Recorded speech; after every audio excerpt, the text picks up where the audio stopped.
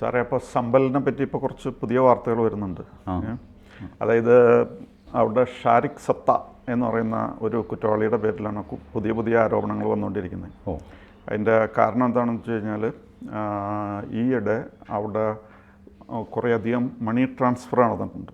സാധാരണ ബാങ്കുകളിലേക്ക് മണി ട്രാൻസ്ഫറൊക്കെ നടക്കാറുണ്ട്, പക്ഷേ ഇത് ഒരു അൺയൂഷ്വൽ മണി ട്രാൻസ്ഫറാണ്. അവിടുത്തെ കുറേ പേരുടെ പേരിൽ പെട്ടെന്ന് ബാങ്ക് അക്കൗണ്ടിലേക്ക് ഇങ്ങനെ മണി ട്രാൻസ്ഫർ ചെയ്തുകൊണ്ടേയിരിക്കുകയാണ്. അപ്പോൾ അത് എൻ്റെ ഉറവിടങ്ങൾ അന്വേഷിച്ച് പോയി കഴിഞ്ഞപ്പോഴാണ് ഈ ഷാരിഖ് സത്തയിലേക്ക് പോയത്. പിന്നെ അവിടെ ഈ ഫയറിങ് കഴിഞ്ഞ് കഴിഞ്ഞിട്ട് അവിടെ കിടന്ന ബുള്ളറ്റ്സും കാർട്രിഡ്ജസൊക്കെ പരിശോധിച്ചു. ഈ കാർട്രിഡ്ജസ് ചിലത് പാക്ക് നിർമ്മിതമാണ്, ചിലത് അത് ഞാൻ കേട്ടിരുന്നു. ഈ പാക്ക് നിർമ്മിതവും യു എസ് നിർമ്മിതവും, പാക്ക് നിർമ്മിതവും യു എസ് നിർമ്മിതവും ഉണ്ട്. ഇത് രണ്ടും ഇയാളുടെ കാര്യം ഇത് ഞാൻ അറിഞ്ഞില്ല. ഷാരിഖ് സത്തയും പിന്നെ ഈ ഫണ്ട് ട്രാൻസ്ഫറും എൻ്റെ ശ്രദ്ധയിൽപ്പെട്ടില്ല. ഷാരിഖ് സത്ത അദ്ദേഹം 2020 ഇവിടെ നിന്ന് ഇന്ത്യയിൽ നിന്നും പോയതാണ്. കുറേ നാൾ പുറത്തായിരുന്നു. 2020 അദ്ദേഹത്തിൻ്റെ പേരിൽ കേസുണ്ടായിരുന്നു. കേസ് എന്ന് പറഞ്ഞാൽ 54 കേസസ് ഉണ്ട് അദ്ദേഹത്തിൻ്റെ പേരിൽ ഓൾറെഡി. അപ്പോൾ 54 കേസുണ്ട്. അദ്ദേഹം ജയിലിലായിരുന്നു. ഏതോ സാഹചര്യത്തിൽ ബെയിൽ കിട്ടി. അപ്പോൾ വ്യാജ പാസ്പോർട്ട് ഉപയോഗിച്ച് ആ ബെയിൽ കിട്ടിയ സമയത്ത് അദ്ദേഹം UAE കിടക്കുമായിരുന്നു. പിന്നെ അദ്ദേഹത്തിന് ദാവൂദ് ഇബ്രാഹിം ISI ഒക്കെ ആയിട്ട് നേരത്തെ ഇദ്ദേഹത്തിൻ്റെ പേരിൽ കണക്ഷൻ ആരോപിച്ചിരുന്നു. ചില തെളിവുകളും കിട്ടിയിട്ടുണ്ട്. അപ്പോൾ അങ്ങനെയൊക്കെ പറയുമ്പോൾ ഈ ആക്രമണത്തിന് പിന്നിൽ ഒരു ഫോറിൻ ഇൻവോൾവ്മെൻറ്റ് ഉണ്ട് എന്നുള്ള രീതിയിലേക്ക് കാര്യങ്ങൾ മാറാണ്. മാത്രമല്ല, ഇദ്ദേഹം ഡൽഹിയിലും പല കേസുകളിൽ പ്രതിയാണ്. ഒരു പ്രാവശ്യം 300 കാറുകൾ അപഹരിച്ച അല്ലെങ്കിൽ കട്ടുകൊണ്ടായ കേസിൽ അദ്ദേഹം പ്രതിയാണ്. അപ്പോൾ ഇങ്ങനെ പല ആരോപണങ്ങളും അദ്ദേഹത്തിൻ്റെ പേരിൽ വന്നിട്ടുണ്ട്. മാത്രമല്ല, സമ്പലിലെ SP കൃഷ്ണകുമാർ കൃഷ്ണകുമാർ ബിഷ്ണോയ് അദ്ദേഹം ഒരു പത്രസമ്മേളനം നടത്തി പറഞ്ഞിട്ടുണ്ട്. അദ്ദേഹത്തിൻ്റെ ഈ ട്രാക്ക് റെക്കോർഡൊക്കെ ഇപ്പോൾ ഞാൻ ഈ പറഞ്ഞ കാര്യങ്ങളൊക്കെ പറഞ്ഞിട്ടുണ്ട്. അദ്ദേഹം അദ്ദേഹത്തിൻ്റെ കൂടെ ഉള്ള കൂട്ടാളികൾക്ക് ഈ ബുള്ളറ്റ്സ് അദ്ദേഹം വഴിയാണ് സപ്ലൈ നടന്നിരിക്കുന്നത് എന്നുള്ളതാണ് ഇപ്പോൾ ലേറ്റസ്റ്റ് പോലീസിൻ്റെ ആരോപണം.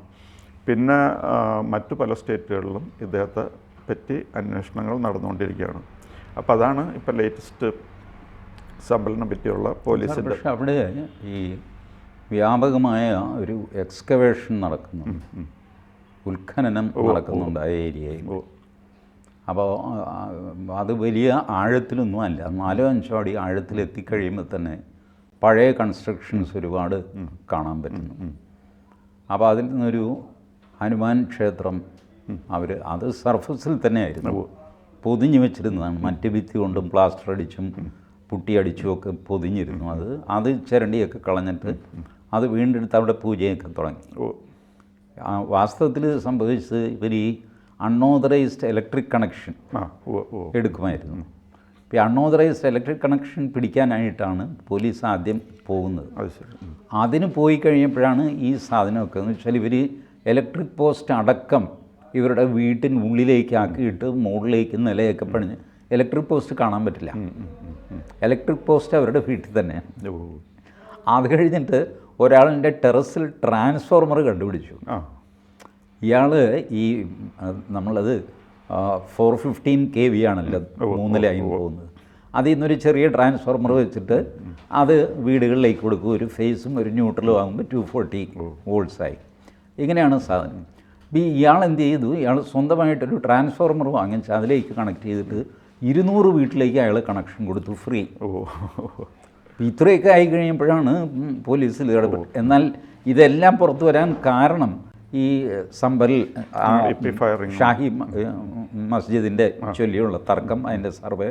ആ സമയത്ത് ഇവർ തമ്മിൽ നടന്ന വെടിവെപ്പ്, അത് പോലീസ് വെടിവെപ്പായിരുന്നില്ല. ഇവർ തമ്മിലാണ് ഈ തർക്ക് ആൻഡ് പത്താൻ ഗ്രൂപ്പ്സ്, ഈ 2 പേര് തമ്മിലാണ് വെടിവെപ്പുണ്ടായത്. അപ്പോൾ അതിൽ ഏത് ഗ്രൂപ്പിനാണ് മേൽക്കൈ എന്നൊക്കെ ചൊല്ലിയാണ് വഴക്കും തർക്കവും ബഹളവും. അല്ലാതെ പോലീസുമായിട്ടുമല്ല, ഈ ഷാഹി മസ്ജിദിൻ്റെ ഉടമസ്ഥന്മാരുമായിട്ടില്ല. കാരണം ആ ഉടമസ്ഥന്മാരുടെയും കൂടെ സാന്നിധ്യത്തിലാണ് അതിനുള്ളിൽ സർവേ നടന്നത്.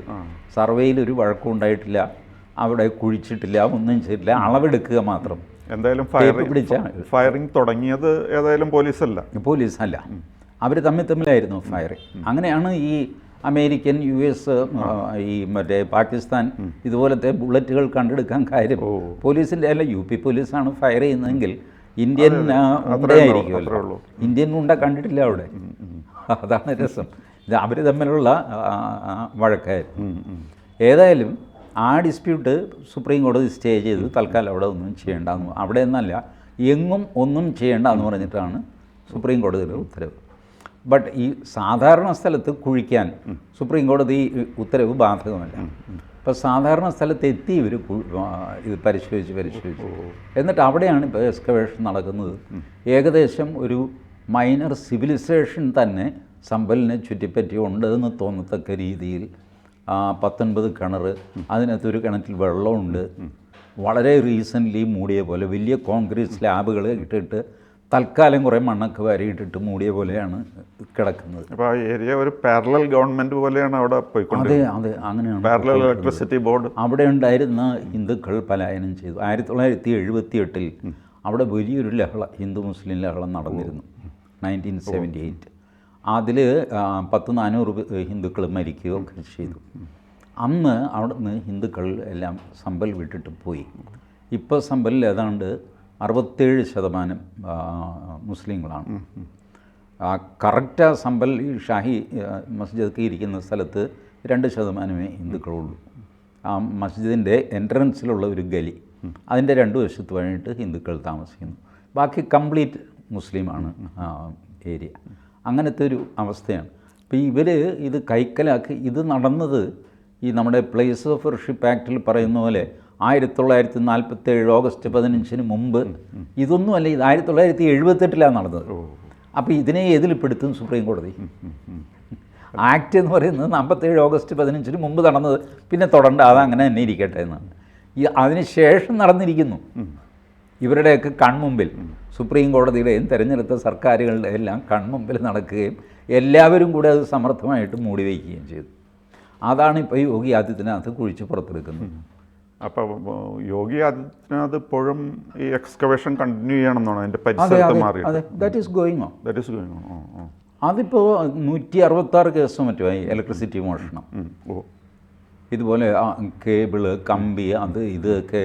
സാർ, ഇലക്ട്രിക് ജോലി അറിയാവുന്നവർക്ക് അവർക്ക് സ്വതന്ത്രമായിട്ട് ഇതിൽ വർക്ക് ചെയ്യാൻ തുടങ്ങിയാൽ അവർക്കത് ചെയ്യാം. ഇപ്പോൾ ബോംബെയിലെ ഉല്ലാസ് നഗർ അങ്ങനെ ആയിരുന്നു പണ്ട്. ഇപ്പോൾ എങ്ങനെയാണെന്ന് എനിക്കറിയില്ല. ഒരു കാലത്ത് ഉല്ലാസ് നഗറിൽ ആരും കറണ്ട് ചാർജ് കൊടുക്കില്ല. ഫ്യൂസ് ഊരുക, ഇതാണല്ലോ ഇലക്ട്രിസിറ്റി ബോർഡിൻ്റെ ഉള്ള ഒരു മാർഗം.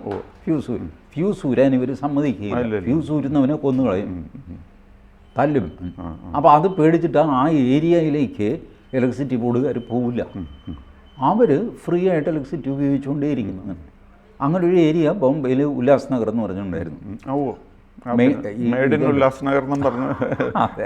Made in US, made in Ullas Nagar. അതെ, അന്ന് വളരെ ഫേമസ് ആയിരുന്നു. അതെ, ആളുകളെ പറ്റിക്കുന്ന ഏർപ്പാടായിരുന്നു US ഉല്ലാസ് നഗർ. അപ്പോൾ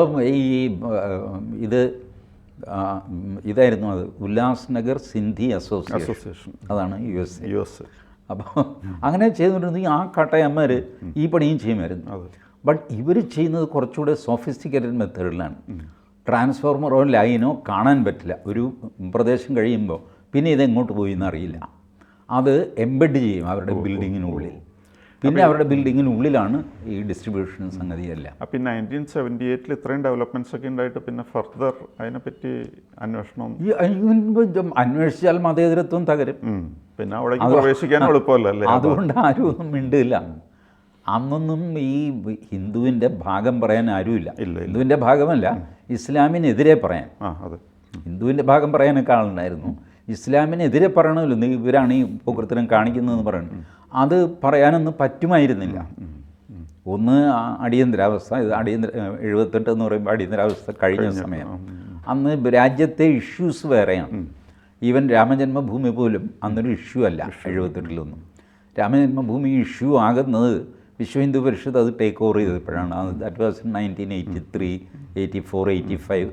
ആ സമയത്താണ് അശോക് സിംഗാളൊക്കെ കൂടെ. അപ്പോൾ അതിനു മുമ്പ് ഇതുപോലത്തെ സംഭവങ്ങൾ ആരും പുറത്തു പറയാൻ ധൈര്യപ്പെടുമായിരുന്നില്ല. അങ്ങനെയാണ് ഈ ഇത്രയും വഷളായ ഒരു സിറ്റുവേഷൻ. യാത്രയൊക്കെ വന്നേ പിന്നെയാണ് കൂടുതൽ രഥയാത്ര വന്നതെന്നാ സാർ. ഇപ്പോൾ 1990 1990-ലാണ്. അത് അങ്ങ് ക്ലൈമാക്സിൽ ഇത് കൾമിനേറ്റ് ചെയ്തപ്പോഴും അതിനും 12 വർഷം മുമ്പാണ് ഈ സംഭവം.